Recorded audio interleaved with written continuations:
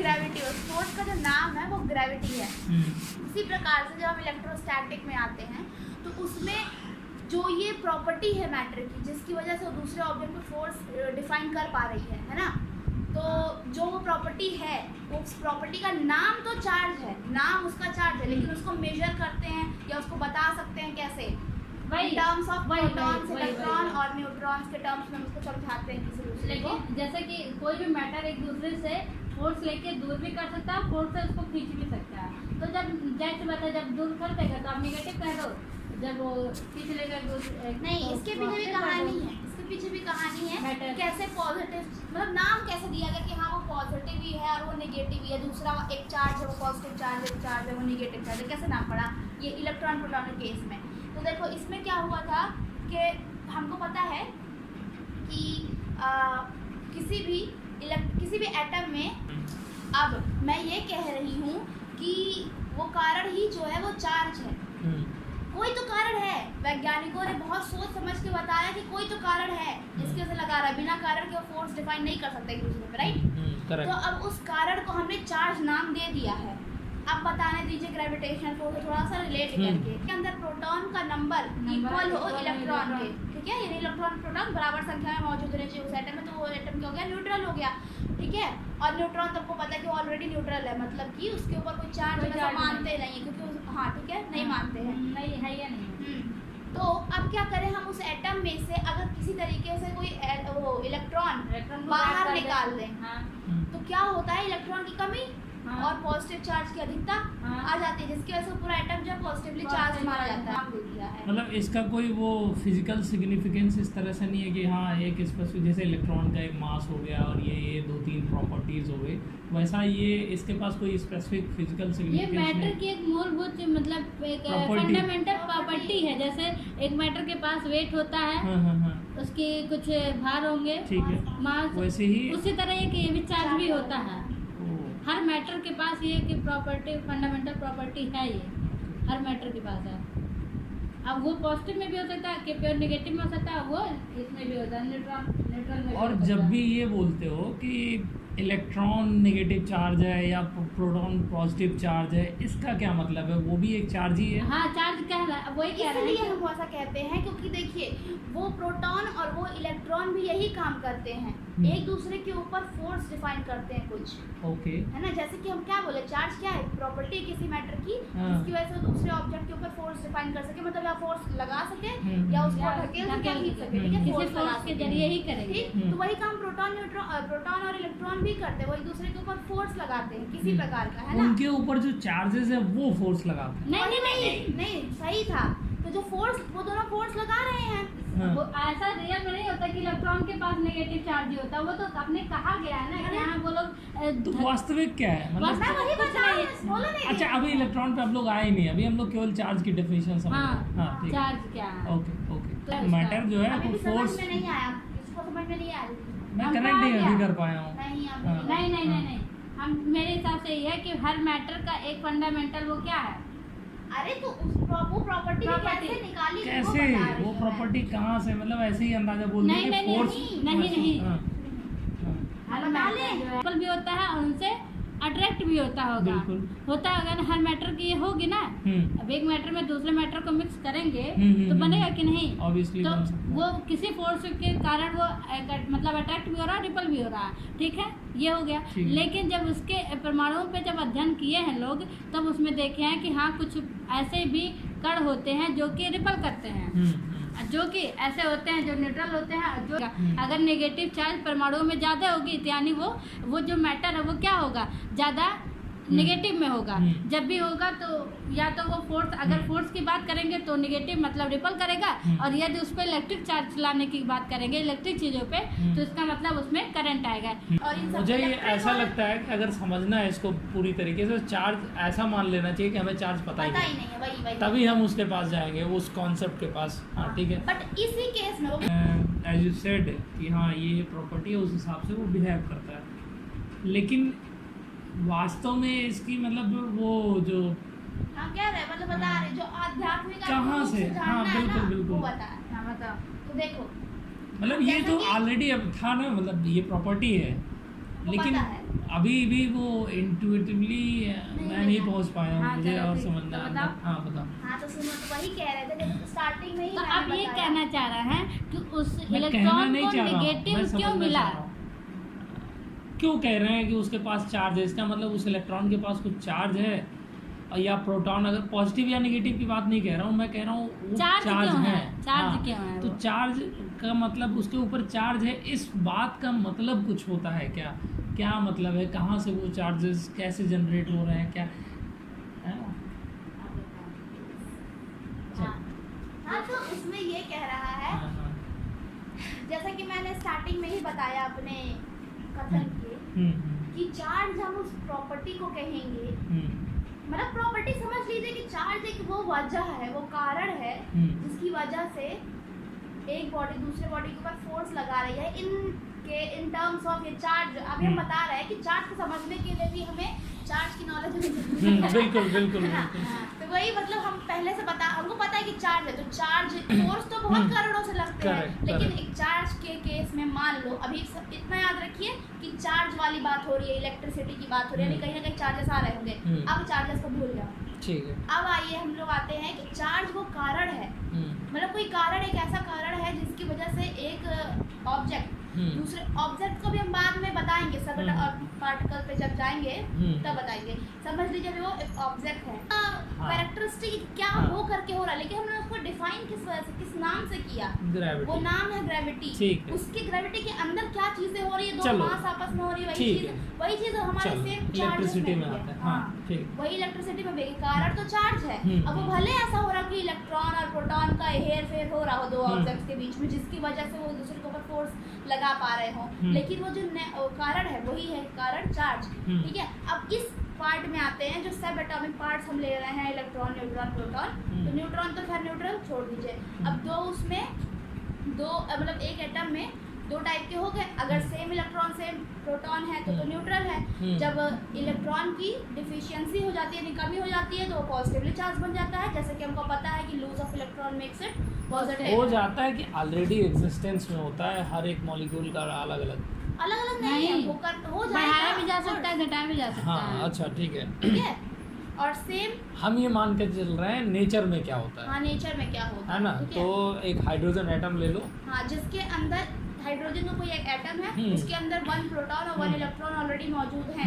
ठीक है, अब हम किसी वजह से, हम किसी तरीके से, अगर हम मान लीजिए दूसरा कोई हाइड्रोजन एटम ले आए, कोई और एटम लेके आए, ठीक है, और हमको यही पता है कि प्रोटॉन हमेशा एटम के बीच होता है, वो स्टेबलाइज होता है, वो इतनी आसानी से इधर उधर मूव नहीं कर सकता, लेकिन इलेक्ट्रॉन तो बहुत आउटर सेल में बहुत वल्नरेबल से होते हैं, वो जा भी सकते हैं इधर उधर और नहीं भी जा सकते। ठीक है, उनको एक दूसरा एटम मिल गया और कांटेक्ट में आ गए दोनों एटम। ठीक है, कांटेक्ट में है, वो एक ऐसा जो हमने दूसरा एटम लाया है, वो एक ऐसा एटम है जिसको स्टेबल नहीं है अभी वो, है ना, उसमें के अंदर इलेक्ट्रॉन्स की कमी है। अगर तो इसका इलेक्ट्रॉन उसे दे सकता है, हालांकि बहुत बार होता है कि उसमें पड़े ना कोवलेंट बॉन्ड बनाते हैं जिसमें शेयरिंग कर लेते हैं इलेक्ट्रॉन्स की, कभी कुछ और। तो मान लीजिए कुछ एक ऐसा वो है जिसमें इलेक्ट्रॉन ट्रांसफर हो गया, सीधा ट्रांसफर हो गया। ठीक है, तो कोई बड़ा आइटम लेते हैं, बिकॉज ट्रांसफर होगा तो खत्म हो जाएगा। कोई बड़ा इलेक्ट्रॉन लेते हैं जिसमें ढेर सारे इलेक्ट्रॉन भी और ढेर सारे प्रोटॉन भी, बट इक्वल नंबर्स के। ठीक है, अब दूसरा कोई एटम लेके आ गए और इसका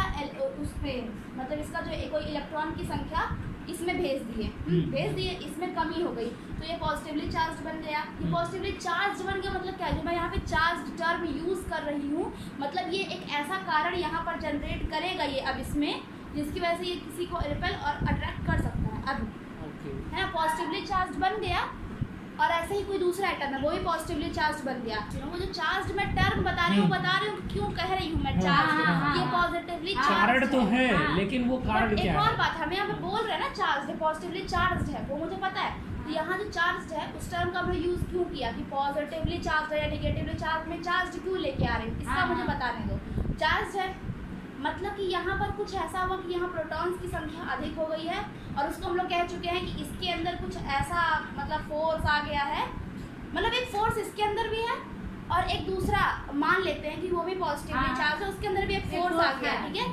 अब चार्ज मतलब वहाँ उनके पास न्यूट्रॉन्स कि ज्यादा नहीं, मात्रा नहीं, में। किसी की आप मात्रा बढ़ा सकते हैं, इलेक्ट्रॉन प्रोटॉन की मात्रा आप बढ़ा सकते हैं, ठीक। लेकिन अभी ये मत कहिए कि पॉजिटिव है या निगेटिव है, ये मत कहिए, केवल बस चार्ज वर्ड लगाइए कि ऐसा कुछ फोर्स या चार्ज या फोर्स ही कहिए कि ऐसा कुछ फोर्स उस। अब हम लोग एक्सपेरिमेंट करते हैं, दोनों को पास पास लाते हैं, वो रिपेल करना शुरू कर दिए, है ना। हमें भी नहीं, अभी हमें ये भी नहीं पता कि प्रोटॉन निगेटिव होते हैं या पॉजिटिव होते हैं। पॉजिटिव नेगेटिव की बातें न करिए, क्योंकि चार्ज की बात खत्म हो चुकी है ना, समझ हमें ये भी नहीं कहना पता। क्या जा रही है। तो प्रोटॉन पास में ले, अब वो रिपेल करना अगर शुरू कर रही है, तो हम ये जान रहे हैं कि दोनों ही प्रोटॉन्स के नंबर के पास कुछ डिफरेंट है, सेम सॉरी नहीं रिपेल कर रहा है ना, इसका मतलब वो सेम है। हाँ, कुछ भी होगा, पॉजिटिव होगा या नेगेटिव होगा, बस दोनों के अंदर सेम होंगे, दोनों के अंदर जो फोर्स है वो सेम होंगे, फोर्स नहीं मतलब कुछ भी प्रॉपर्टी सेम होगी, कारण है जिसकी वजह से ये दोनों एक दूसरे से भाग रहे हैं। We all know type of charge will be same, हम सब जानते कि सेम दोनों होगा। सेम हो गए, ठीक है। अब सिमिलरली हम क्या किए, दूसरे उस एटम को ले आए जिसको हमने इलेक्ट्रॉन दे दिए थे इधर से निकाल के, जिसकी वजह से वो क्या बन गया, वहाँ पर इलेक्ट्रॉन्स की संख्या अधिक हो गई। अभी हमें उसको भी नहीं पता है कि इलेक्ट्रॉन नेगेटिव है पॉजिटिव है। अब उस एटम को लेके आते हैं, है ना, उस एटम को ला रहे हैं, हमने गौर किया या ऑब्जर्व किया कि वो अट्रैक्ट हो रहे हैं, मतलब देख रहे हैं कि इलेक्ट्रॉन के पास, इसका मतलब कि इलेक्ट्रॉन के पास वो प्रॉपर्टी नहीं है जैसे कि प्रोटॉन के पास है, नहीं तो दोनों अलग अलग है। बस हम यहाँ पे ये कह सकते हैं कि अनलाइक अट्रैक्ट और अनलाइक अट्रैक्ट और लाइक रिपेल, बट अभी हम चार्ज की बात नहीं कर रहे हैं। तो बस ये प्रॉपर्टी है, हम लोग ऑब्जर्व करते हैं हर जगह, साइंटिस्टों ने हर जगह ऑब्जर्व किया। अब वो सोचने लगे कि मैं क्या बताऊँ सबको, मुंह पे ऐसे बताते फिर कि हाँ अनलाइक अट्रैक्ट, कुछ तो नाम देना पड़ेगा ना, तो वो नाम जो है वो चार्ज दिया उन्होंने। तो जो अट्रैक्ट करते हैं उनको उन्होंने पॉजिटिव बना दिया, प्रोटॉन्स को उन्होंने नाम दे दिया प्लस में रहेंगे, इसलिए क्योंकि वो बीच में थे, सेंटर्ड थे एक जगह पर, और इलेक्ट्रॉन्स की उतनी कुछ और ढेर नंबर में भी थे, और वो हमेशा रिवॉल्व करते, उनको एक बस सहूलियत के हिसाब से प्रोटॉन को पॉजिटिव और इलेक्ट्रॉन को नेगेटिव दे दिया। और जब वो दोनों मतलब उस तरीके से जब एटम्स आपस में अट्रैक्ट होने लगे तो कह दिया कि हाँ ये अगर इलेक्ट्रॉन निकल गया तो ये पॉजिटिवली चार्ज, इलेक्ट्रॉन जुड़ गया तो नेगेटिवली चार्ज। नाम दे दिए ना, एक कहाँ पॉजिटिव ही है, और पॉजिटिव और नेगेटिव ही क्यों दिए, वो इसलिए दिए ताकि अगर हम न्यूट्रल किसी को दिखाना चाहते हैं तो दिखा सके कि हाँ ये प्लस है, फिर प्लस करो माइनस है, यानी प्लस और माइनस को जब जोड़ेंगे तो वो कट के जीरो हो जाएंगे, न्यूट्रल हो जाएंगे। तो हमारे न्यूट्रल को सेटिस्फाई कर जाए ऐसा कौन सा हम चीज़ दे सकते हैं, तो उन्होंने सोचा कि चलो इसको पॉजिटिव, क्योंकि नेचर में सारी चीजें न्यूट्रल होना चाह रही है, होना चाहती है, मतलब है नहीं, हर एक मॉलिक्यूल, मतलब केमिस्ट्री कहती है या फंडामेंटल कहता है everything wants to be neutral, balanced. हाँ, even a chemical reaction also wants, obviously हम करते नहीं है वैसे, ठीक है, तो जो भी है बस। फिर अब इलेक्ट्रॉन से कैसे, मतलब इलेक्ट्रॉन और चार्ज में क्या डिफरेंस की अगर बात की जाए, इलेक्ट्रॉन देखिए, चार्ज तो मैं समझ गया, अब जैसे सिंपली बोल दिया ई नेगेटिव है, हाँ, ठीक है, तो उस चीज में और एक चार्ज क्यू पॉजिटिव में क्या अंतर है, इसके लिए अब इससे पहले इलेक्ट्रॉन पे जाना पड़ेगा। चलो डाइव इनटू इलेक्ट्रॉन। हाँ, है ना, इलेक्ट्रॉन हमने क्या किया था, इलेक्ट्रॉन एक चीज है, एक चीज है, पनीर मतलब इलेक्ट्रॉन इज अ पार्टिकल, एक पार्टिकल है, electron is a particle of the atom, ठीक है, एक पार्टिकल है, लाइक।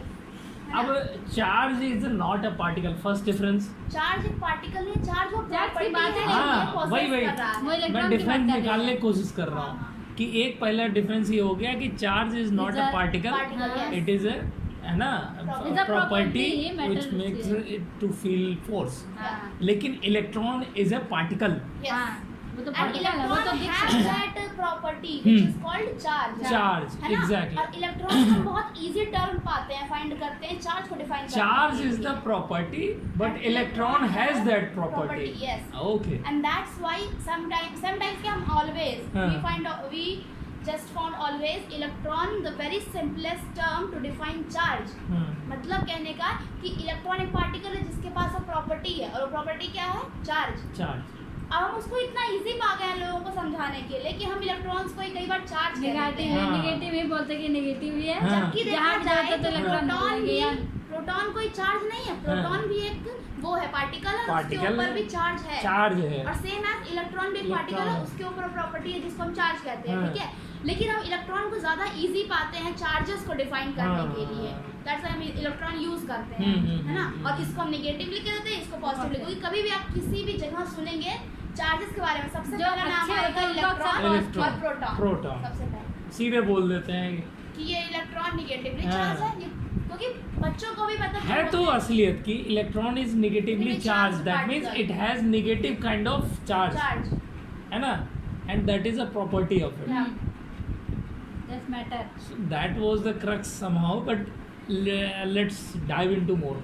तो इलेक्ट्रॉन के बारे में मेन तो ये हो गया, electron is a particle and charge is the property which electrons is carry, okay. Then और क्या, what does that mean electron? बस हो गया। अब ई केवल लिखा हो, नेगेटिव ना लिखा हो, पॉजिटिव ना लिखा हो, अब इसका क्या मतलब है? देखिए ई जो है वो फंडामेंटली अंडरस्टूड है हम सबको कि that has negative kind of property, that is charge, negative charge with the help of some experimentation. याद होगा आपको। डिफरेंस अगर निकालना हो, एक एटम है, ठीक है, डिफरेंस निकालने के लिए ये भी तो किया जा सकता है, एटम है उसमें अगर एक इलेक्ट्रॉन मतलब कोई इलेक्ट्रॉन नहीं है या होने से उस एटम पर क्या फ़र्क पड़ता है, और चार्ज है उसमें या नहीं है उससे क्या फ़र्क पड़ता है एक एटम पे। अब यहाँ से निकल के आएगा तो कोई एटम है उसके अंदर पहले हम वो बताते हैं कि इलेक्ट्रॉन अगर है या नहीं है तो क्या फ़र्क पड़ रहा है उसके ऊपर। देखिए उसके ऊपर क्या हो रहा है कि जैसा कि हमने ऑलरेडी डिफाइन कर लिया या सीख लिया कि दो टाइप के चार्ज, यानी दो टाइप ऐसे पार्टिकल है एक एटम में जिसके पास कुछ वो प्रॉपर्टी है जिसके वजह से फोर्स डिफाइन हो रहा है। वो कौन कौन से हैं? प्रोटॉन और इलेक्ट्रॉन, एक पॉजिटिवली चार्ज और एक नेगेटिवली चार्ज, हमने पढ़ लिया, ठीक है। तो पॉजिटिवली और नेगेटिवली कंप्लीट। अब एक एटम के अंदर ये दोनों हैं, अलग अलग मात्रा में, अमाउंट में है। अब क्या कर रहे हैं हम, एक ऐसे इंसान, मान लीजिए दोनों इंसान है तो हम एक ऐसे इंसान को हटा दे रहे हैं जिसने चार्ज की हैट पहनी हुई है, ठीक है, मतलब उसकी कवरिंग है उसके पास, सेफ्टी है उसके पास, वो निकल जा रहा है ना। अब क्या होगा, किसका वहाँ प्रभाव ज्यादा पड़ जाएगा? दूसरे वाले का प्रभाव ज्यादा पड़ जाएगा, है ना।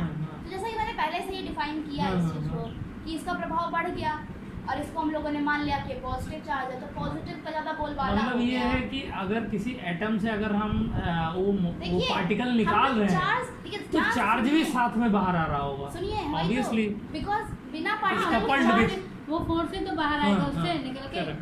देखिए एक और बात बताऊं, अभी एक लाइन है बहुत सिंपल सी, charge can be defined only by mass.